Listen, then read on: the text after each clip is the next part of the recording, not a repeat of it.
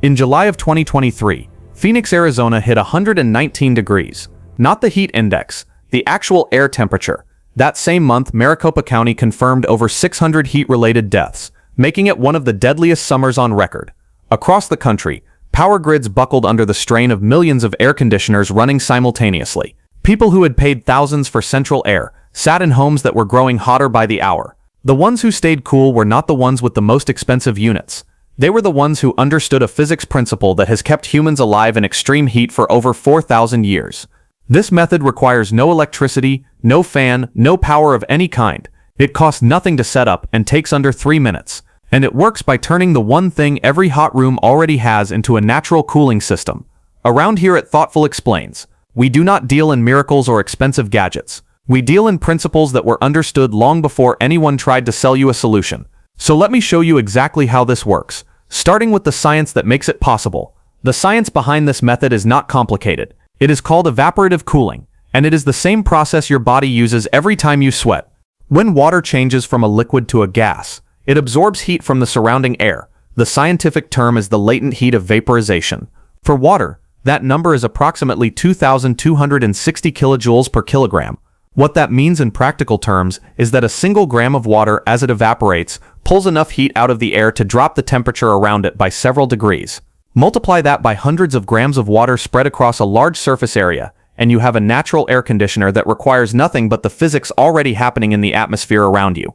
This is not a hack or a trick. It is a fundamental property of water that has existed since the beginning of the universe, and it works just as well in your bedroom as it does in the atmosphere above the ocean. The same principle drives hurricanes, clouds, and every weather pattern on Earth. When you understand that, you realize cooling a room is not about fighting physics. It is about cooperating with it.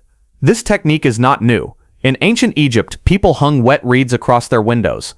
As the dry desert air passed through the reeds, the water evaporated, and the interior of the home cooled significantly. The same principle was used in India for centuries, with coos grass mats hung over doorways and doused with water throughout the day. In the American Southwest, before air conditioning became widespread in the 1950s, people used a device called a desert cooler. It was a simple box with wet pads and a fan, but the principle was identical. These methods persisted for thousands of years because they worked every single time. The knowledge was not lost. It was buried under a mountain of marketing for powered cooling systems that turned air conditioning from a luxury into what felt like a necessity. The utility companies that charge peak rates during summer heat waves have no incentive to remind you that your grandmother stayed cool without paying anyone a dime. They depend on your dependence, and that dependence is worth billions. Before I show you the exact setup, I want to understand what you are dealing with right now. What part of the country are you watching from, and how hot is it there today? Tell me in the comments. I am asking because evaporative cooling works differently depending on your climate, and I want to make sure you know what to expect where you live. The method I am about to show you works everywhere, but the results vary by humidity level, and knowing your local conditions will help you get the most out of it. If you are in a dry heat, prepare to be amazed. If you are in humidity, prepare to be pleasantly surprised by the airflow alone. Here is the setup. You need 3 things. A bowl or basin wide enough to hold a decent amount of water. A clean towel, preferably cotton, because cotton wicks moisture better than synthetic fabrics. And a window that opens. That is the entire supply list. Fill the bowl with cold water. If you have ice, add it. The colder the water, the more heat it can absorb before it evaporates. Soak the towel in the water. Wring it out just enough that it stops dripping, and drape it over the bowl so that part of the towel remains submerged in the water. The towel acts as a wick, continuously drawing water upward from the bowl. This is critical because the evaporation happens at the surface of the towel, not the surface of the water. A bowl of water sitting in a room does almost nothing. A wet towel with hundreds of square inches of surface area cools the air around it dramatically.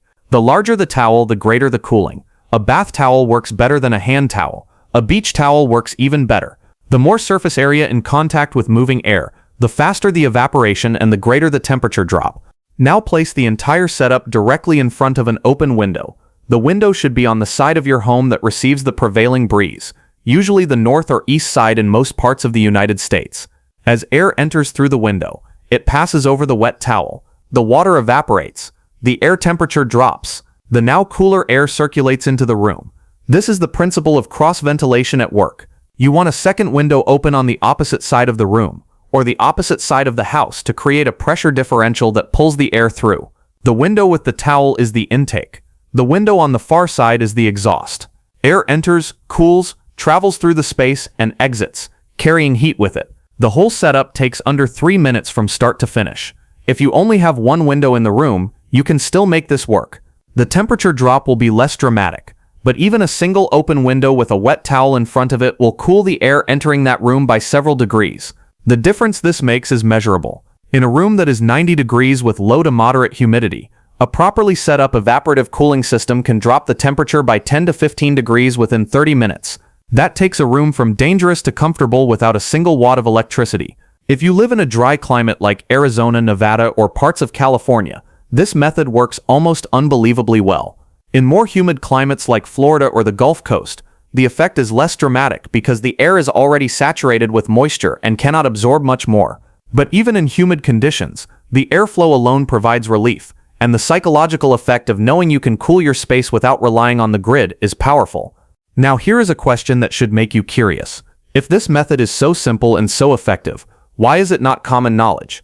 The answer is not a conspiracy. It is economics. The global air conditioning market is valued at over $150 billion. Utility companies collect billions more in summer peak demand charges. There is no line item in those figures for a wet towel and an open window. The knowledge of free powerless cooling has been passed down for millennia, but it has never been advertised because it cannot be monetized. The ancient Egyptians did not patent their reed windows. The Indian families who used coos mats did not charge a subscription fee, and so the technique survived quietly, in the margins, passed between people who needed it while everyone else paid for the powered version. For a bedroom, one bowl and towel by the intake window is sufficient. For a living room or a larger space, set up 2 stations at 2 intake windows. The more wet surface area you expose to incoming air, the greater the cooling effect. Some people hang a wet sheet across an entire open doorway. The principle scales linearly. More evaporation equals more cooling. The only limit is the humidity level of the air coming in.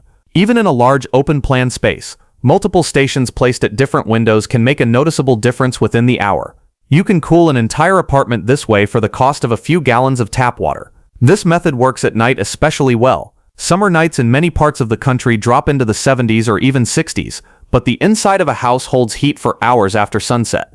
Brick walls, roof tiles, and even furniture absorb heat all day and radiate it back slowly into the living space. Setting up your evaporative station at dusk pulls that cooler outside air through the wet towel and accelerates the cooling of your interior space. By the time you go to bed, the room is comfortable, and because the method uses no electricity, it costs nothing to run all night. Compare that to a window air conditioning unit that can add $50 to $100 to your monthly utility bill during peak summer months. The physics does the work. You just set it up and let it run. There is an important consideration with this technique that most people do not think about until they try it. Evaporative cooling adds humidity to the air. In a dry climate, this is actually a benefit. Dry air irritates sinuses, dries out skin, and makes it harder to sleep. The added moisture from the wet towel makes the air feel more comfortable, not less. In a humid climate, you do not want to add more moisture to already saturated air. In those conditions, use the cross ventilation without the water. Simply opening 2 windows on opposite sides of the space creates airflow that makes the room feel several degrees cooler even without evaporation. The breeze across your skin enhances your body's own natural cooling. You sweat. The breeze evaporates it. You feel cooler. There you have it. No compressor, no refrigerant, no monthly bill, just a bowl of water, a towel, and the same physics that kept ancient Egyptians comfortable in a desert that regularly topped 110 degrees. The next time the heat climbs and the power grid strains under the load of a million air conditioners running at once, you will not need to worry. You will fill a bowl, soak a towel, open a window, and let evaporation do what it has always done. If this gave you something useful, share it with someone who is dreading their next electric bill. Tell me in the comments what part of the country you are in, and whether you plan to try this during the next heat wave. Subscribe to Thoughtful Explains for more knowledge that was never lost, just quietly set aside. I will see you in the next one.